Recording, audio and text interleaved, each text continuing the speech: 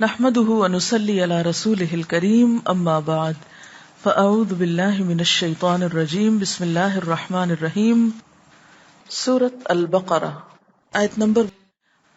اب دیکھیے کہ رمضان کے روزے تو فرض اس لیے کیے گئے تھے کہ تقوی پیدا ہو، یعنی سال بھر کے لیے تقوی کی غذا حاصل ہو جائے جو آئندہ 11 مہینے عمل کی راہیں آسان کر دے۔ تو آپ کیا سمجھتے ہیں کہ روزے کا مقصد پورا ہوا؟ جس کے لیے یہ سب فرض کیا گیا تھا اور جس ٹریننگ سے گزارا گیا، کیا اس کا کوئی نتیجہ بھی نکلا؟ تقوی کو آپ ڈیفائن کس طرح کرتے ہیں؟ کیا چیز ہے تقوی؟ اللہ تعالی کا احساس۔ اور کیا ہوتا ہے تقوی؟ کیونکہ ہمارے تو دین کی بنیاد ہی اس پر ہے نا، اعمال کی اصلاح کا دار و مدار جو ہے وہ تقوی پر ہی ہے، اور جب تک وہ نہیں ہے ظاہری طور پر ہم جتنے بھی بڑے بڑے کام کرتے رہیں ان کا کچھ فائدہ ہی نہیں ہے۔ ہاں، اور کیا ہوتا ہے تقوی؟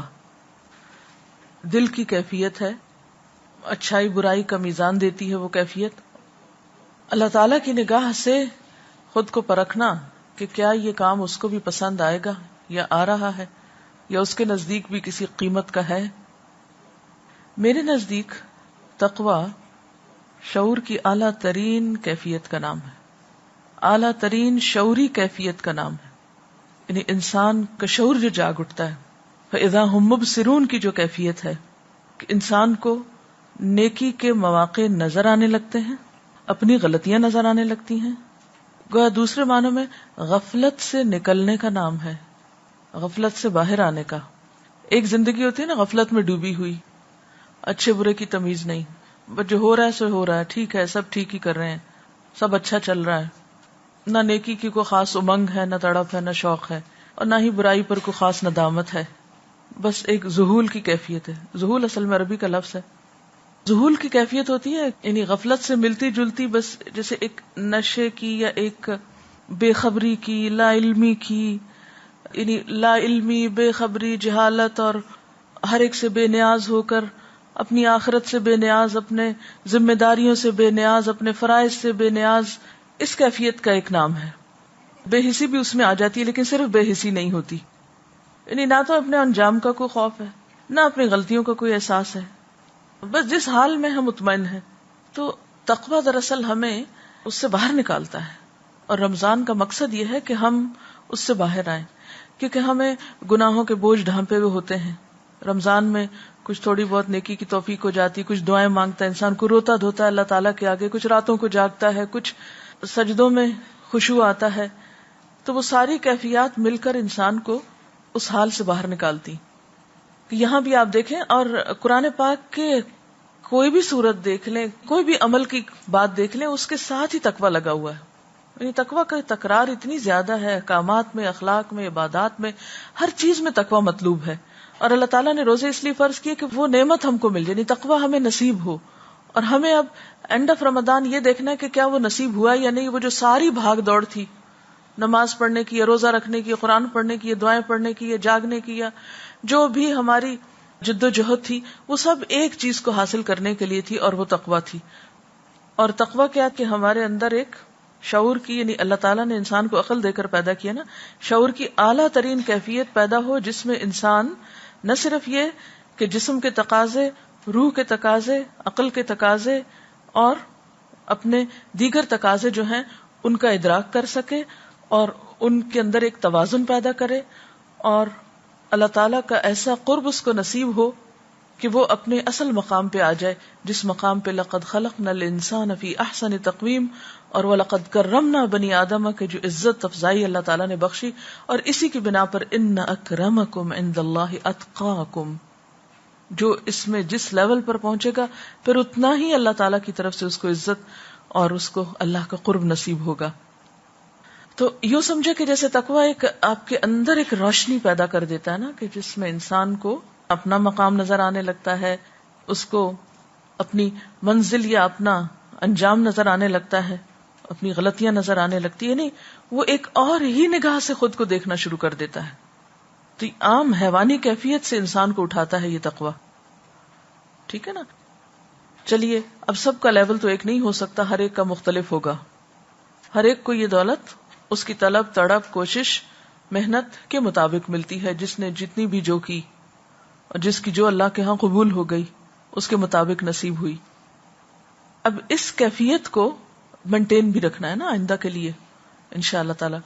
اب ہمیں کیسے پتا چلے کہ ہمیں تقویٰ مل گیا ہے یا تقویٰ کی کسی بھی درجے پر ہم آگے ہیں، اور کیسے ہمیں پتا چلے کہ جو کچھ ہم نے رمضان میں کوشش کی ہے وہ کچھ قبول بھی ہوئی ہے؟ یعنی آپ اپنے آپ کو کیسے پہچانیں گے کہ آپ کو کچھ نصیب ہوا ہے یا نہیں؟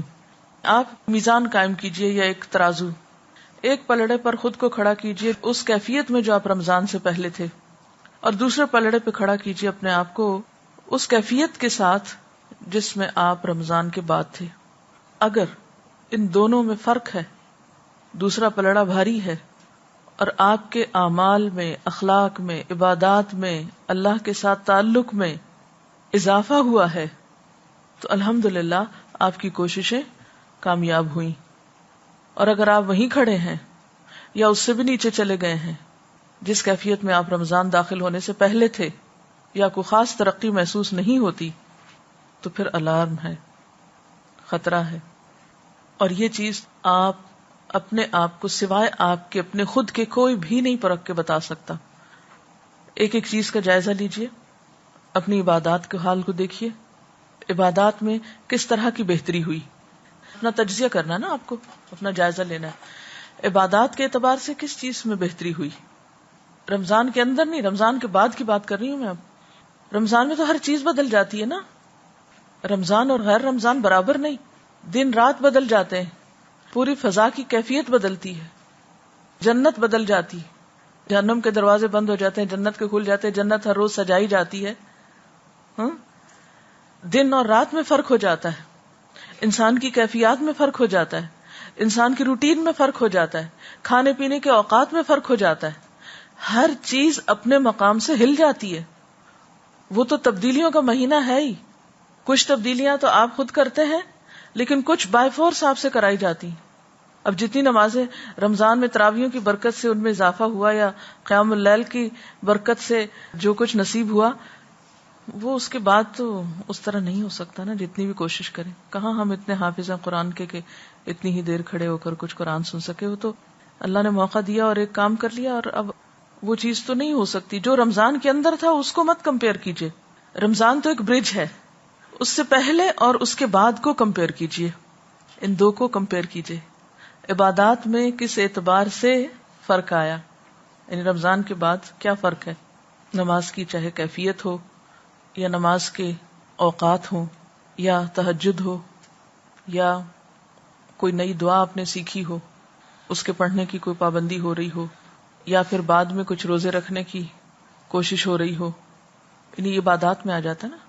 نماز، روزہ، حج، زکوٰۃ، یا احسان کے جو طریقے آپ نے شروع کیے رمضان کے اندر یا کام کیے، کیا رمضان کے ساتھ ہی سارے دروازے بند تو نہیں کر دیے کہ اب اگلے رمضان میں جا کے کریں گے، سال بھر کے لیے چھٹی، سب کچھ کر چکے ہیں؟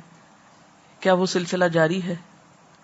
عبادات کے بعد پھر معاملات کا، کیونکہ روزے میں تو انسان کو مسلسل ایک احساس رہتا ہے میں روزے سے ہوں، مجھے غیبت نہیں کرنی، مجھے جھوٹ نہیں بولنا، مجھے کسی کو دھوکہ نہیں دینا، وغیرہ وغیرہ. جو بھی معاملات کو خراب کرنے والی چیزیں ہیں ان سے جو پرہیز انسان کرتا ہے، یا اسی طرح غصہ، صبر و برداشت، ان سب چیزوں کے بارے میں انسان کانشیس ہوتا ہے نا. تو کیا ابھی بھی ہم اسی طرح کانشیس ہیں جس طرح روزے کی حالت میں ہوتے تھے؟ کیونکہ مومن تو ساری زندگی روزے سے ہوتا ہے، یعنی اس کا روزہ رمضان میں ختم نہیں ہو جاتا. کچھ منکرات ایسی ہیں، برائیاں ایسی ہیں کہ جن سے انسان روزے کے بعد بھی روزے سے رہتا ہے. اس کا جائزہ لیجئے. پھر اسی طرح اپنے احساسات، اپنے جو جذبات ہیں جو اللہ تعالیٰ کے لیے اور نیکی کے کاموں کے لیے، خیر اور بھلائی میں آگے بڑھنے کے لیے، ان کا کیا عالم ہے. ان ساری کیفیات کو رمضان سے پہلے اور بعد کی حالت کو کمپیئر کر لیجئے، اور یہ سارا بہتر طور پر آپ خود کر پائیں گے انشاءاللہ. ایک اور چیز جس پر آج میں بات کرنا چاہتی ہوں وہ یہ کہ رمضان کے اس روٹین میں، اور خصوصاً آخری عشرہ اور آخری عشرے کی بھی آخری راتیں، بالکل پیک پہ انسان پہنچ جاتا ہے نا روحانیت کے. اس سے اگلے دن عید ہوتی ہے، ٹھیک ہے رمضان کے جانے کا غم ہے، دکھ ہے، تکلیف ہے، لیکن اللہ تعالیٰ نے عید رکھ دی، اب خوش ہو. اب بہت سے لوگ خوشی نہیں ہو پاتے، یا پھر خوش ہوتے ہیں تو وہ سب کچھ پچھلا اڑ کے چلا جاتا ہے کہیں اور، ہاتھ سے چھوٹ جاتا ہے.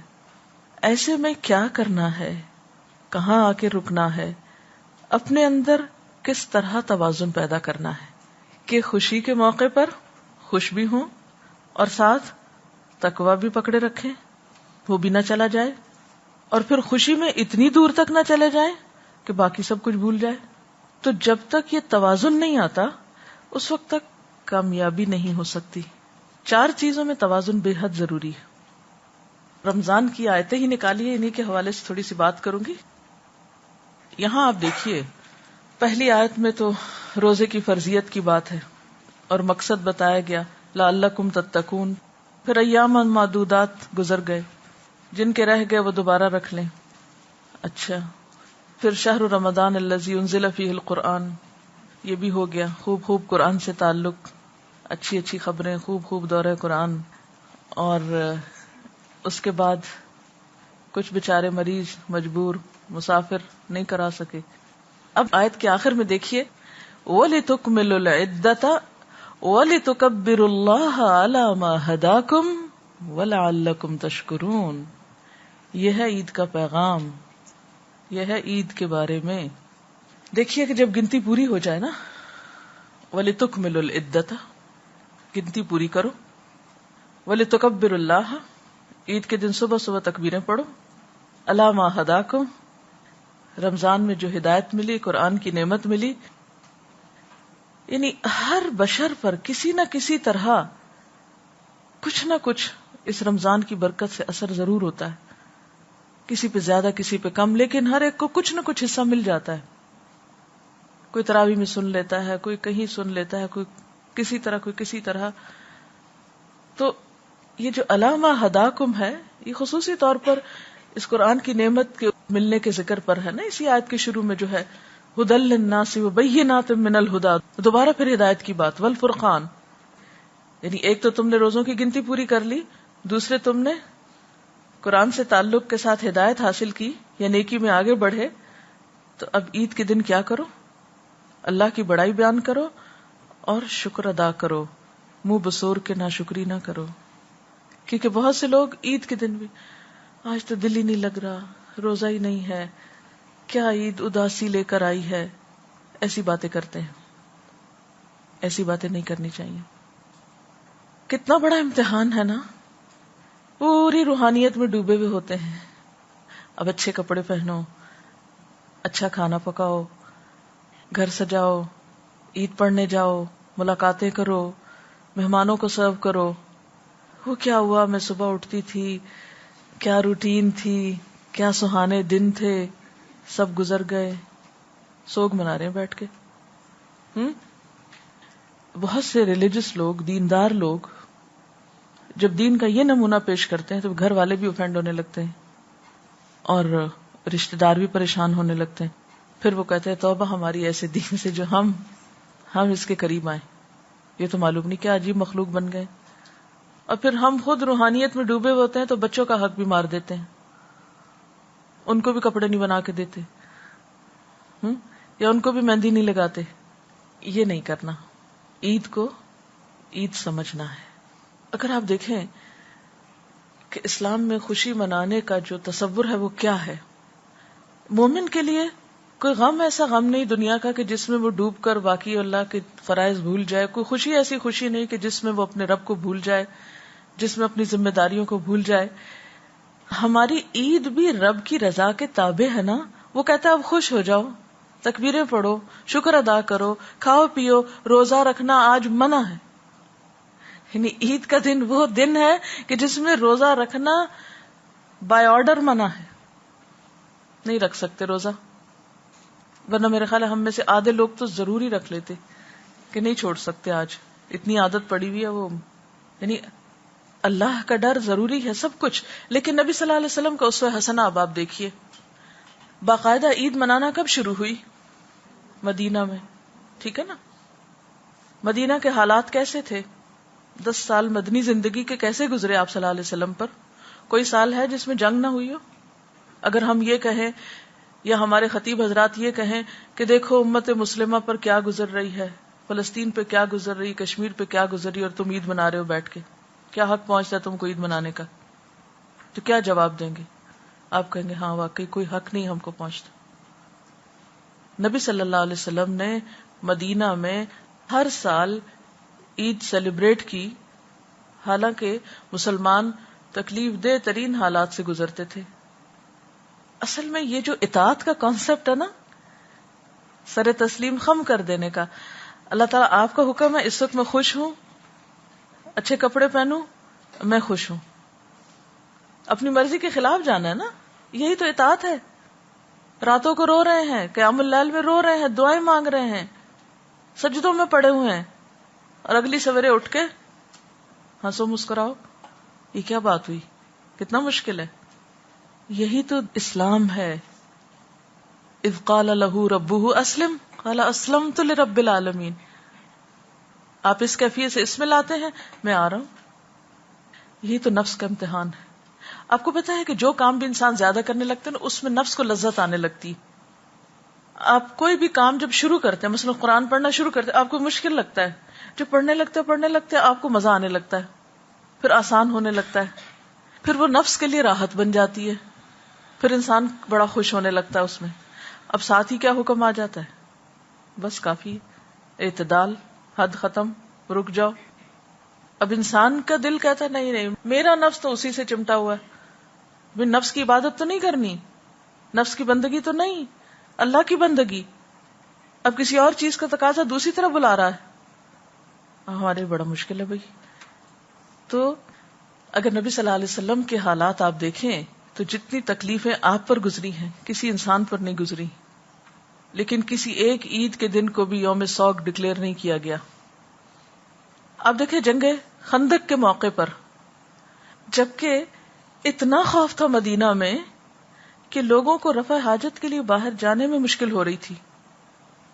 غزوہ احزاب کہ ہنالک ابتلی المؤمنون وزلزلوا زلزالا شدیدا اذ بلغت القلوب الحناجر وتظنون باللہ الظنونا، سخت ترین آزمائش تھی اس موقع پر، اور سب اہل مدینہ کی، یعنی باقی جنگوں میں تو جو جاتے تھے میدان جنگ میں ان کی آزمائش تھی نا، تو غزوہ احزاب میں تو مرد، عورتیں، بچے، بوڑھے، جوان، جو کوئی مدینہ کے اندر تھا، سب پر شدید امتحان تھا، کیونکہ سب ان فوجوں کی زد میں تھے نا، کسی وقت کوئی تیر اندازی شروع کر دے۔ وہ تو اللہ کا ایک خاص کرم ہوا کہ جنگ نہیں ہوئی، ورنہ سخت ترین موقع تھا مدینہ پر اس وقت۔ اور اس وقت آپ کو معلوم ہے کہ ایک نہیں دو پتھر آپ صلی اللہ علیہ وسلم کے پیٹ پہ بندھے ہوئے تھے، اور جب خندق کھودتے وقت وہ پتھر نہیں توڑ پائے صحابہ کرام، تو آپ نے جب اس کو توڑنا چاہا تو آپ کو معلوم ہے اس موقع پر آپ نے اتنے سخت تکلیف کے موقع پر کیا فرمایا تھا؟ خوشخبریاں دی تھیں، پیشن گوئیاں کی تھیں، روم اور ایران کے فتح ہونے کی خوشخبری کہ میرے سامنے دنیا لپیٹ کر رکھ دی گئی، جہاں جہاں میری امت پہنچے گی خوشخبری ہے تمہارے لیے۔ صلح حدیبیہ، انا فتحنا لک فتحا مبینا، کہاں اتنا شدید قسم کا جذباتی دھچکا، واپس جاؤ، کوئی عمرہ نہیں، اور واپسی پہ سورت نازل ہو رہی، انا فتحنا لک فتحا مبینا لیغفر اللہ لک ما تقدم من ذنبک وما تأخر، اور پھر کتنی ساری نعمتوں کا ذکر آگے، سب جذباتی طور پر چور ہو چکے ہیں، وہاں خوشخبریاں سنائی جا رہی ہیں۔ یہ ہے ہمارا دین، یہ ہے اس کی ٹریننگ، یہ ہے اصل تربیت، کہ ایک چیز کو لے کے بیٹھ نہیں جانا۔ آپ دیکھیں کہ آپ صلی اللہ علیہ وسلم سے بڑھ کر قیام اللیل کسی کا ہوتا تھا؟ آپ سے طویل نماز کسی کی ہوتی تھی؟ آپ سے زیادہ طویل سجدے کسی کے ہوتے تھے؟ طویل رکوع کسی کے ہوتے تھے؟ نہیں۔ اور آپ کا اپنی ازواج مطہرات کے ساتھ کیا تعلق تھا؟ کیا کسی ایک کا حق بھی کبھی مارا تھا آپ نے؟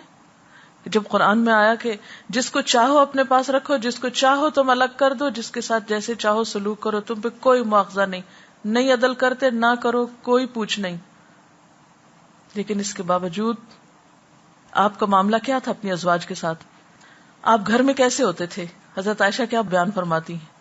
آپ گھر میں ہوتے تھے، اب بالکل ایک عام انسان کی طرح گھر کے اندر ہنسی مذاق کر رہے ہوتے تھے، گھر کے کام کاج میں حصہ لے رہے ہوتے تھے، اور ادھر اذان ہوئی، ادھر آپ اجنبی ہو گئے. کتنا مشکل ہے کہ عین دنیا کے اندر ہوتے ہوئے اللہ تعالیٰ نے بلایا تو چل دیے. سوئچ اوور ہونے میں کتنی دیر لگی، ایک سے دوسری کیفیت میں جانے کو کتنی دیر لگی. یہ ہوتا ہے مومن. جمعہ کی نماز، جمعہ کی اذان آئے، سب چھوڑ دو، فسعوا الی ذکر اللہ وذروا البیع، آگئے مسجد. فاذا قضیت الصلاۃ، خطبہ سنا، بڑا روحانی تسکین ہوئی، سب ہوا. اب کیا ہے؟ فاذا قضیت الصلاۃ فانتشروا فی الارض، جاؤ کاروبار کرو، پورے دن کی چھٹی کوئی نہیں، جاؤ کماؤ، اپنے کام کرو. یہ ہے ہمارا دین. تو جب تک ہم اعتدال نہیں سیکھیں گے کس کس چیز میں، جسم کے تقاضے، روح کے تقاضے، عقل کے تقاضے، جذبات کے تقاضے، ان چار چیزوں میں جب تک اعتدال نہیں ہوگا، نہ یہ زندگی کامیاب ہو سکتی ہے اور نہ اگلی. کامیاب ہونا ہے تو ان چار چیزوں کے تقاضوں میں بیلنس قائم کرنا ہے. پہلی چیز ہے جسم کے تقاضے. اب مزید آپ خود بھی غور کر سکتے ہیں، میں ہلکی ہلکی آپ کو راہ دکھاتی ہوں سوچنے کی، پھر آپ مزید خود سوچتے رہیے. جسم کے تقاضے، نہ تو اپنے آپ کو اتنا بھوکا رکھیں کہ آپ کی کمر ٹوٹ جائے، اٹھ کے بیٹھنا محال ہو، رنگ پیلا ہو جائے اور اتنے لاغر نظر آئیں، نہ سوئیں نہ کھائیں نہ پیئیں کہ آپ کسی کام کے لائق نہ رہیں. یہ نہیں ہمارا دین سکھاتا ہمیں. اتنا کھاؤ، اتنا آرام کرو کہ جس سے تم ایک طاقتور انسان ہو کر کام کر سکو. اسی طرح عقل کے تقاضے یا عقل کی ضروریات، عقل کی ڈیمانڈ، کہ انسان اپنی عقل کو، انٹلیکٹ کو مسلسل جلا بخشے. جسم کی طاقت کے لیے انسان کھاتا پیتا ہے، عقل کی رعایت کا مطلب یہاں وہ رعایت نہیں جو اردو کا، جیسے راعی ہوتا ہے نا، ایسے رعایت یعنی اس کی نگرانی اور نگہبانی اور اس کی دیکھ بھال یا اس کی ترقی. اس کے لیے کیا کرو؟ علم کا حصول، ریڈنگ، علمی مجالس میں بیٹھنا، علماء کے پاس بیٹھنا، یہ عقل کو جلا بخشتا ہے. اب ظاہر اس وقت اگر آپ گھر بیٹھے ہوتے تو آپ کی عقل اس طرح کام نہ کر رہی ہوتی جس طرح اس وقت کر رہی ہے. علم کی مجلس میں بیٹھے نا، اس لیے عقل کام کر رہی ہے، یہ عقل کی رعایت ہو رہی ہے. جسم کے تقاضے پورے کر کے آئے، سو کے آئے، کھا پی کے آئے. مجھے نہیں معلوم سب نے ناشتہ کیا یا نہیں، لیکن بہرحال میرا حسن ظن یہی ہے، اور اگر نہیں کیا تو غلط کیا، کر کے آنا چاہیے تھا. جسم کے تقاضے پورے کر کے آنے چاہیے تھے تاکہ آپ کا شوگر لیول اتنا ڈاؤن نہ ہو کہ جو بات ہو رہی وہ سمجھ ہی نہ آ رہی کیونکہ ناشتہ جو نہیں کیا. یہ نہیں ہونا چاہیے. جسم کے تقاضے اگر آپ نے پورے کیے تو ہی آپ عقل کے تقاضے یا عقل کی ضرورت پوری کر سکتے ہیں. صحیح طور پر سننے کے لائق ہیں، ابزارب کرنے کے لائق ہیں، اس کو انالائز کرنے کے لائق ہیں، بہتر سے بہتر کام کر سکتے ہیں. حکمت انسان کو علم کے راستے سے ہی نصیب ہوتی ہے. اگر آپ علم سے دور ہیں تو آپ میں حکمت بھی نہیں آئی. اسی لیے حکمت اور علم کا لفظ جو ہے نا آلٹرنیٹ کے طور پر بھی یوز ہوتا ہے. اب یہ نہیں کہ بیٹھے ہیں یہاں مزہ آنے لگا ہے پڑھنے پڑھانے میں، اب پھر یہ بیٹھے ہی رہے.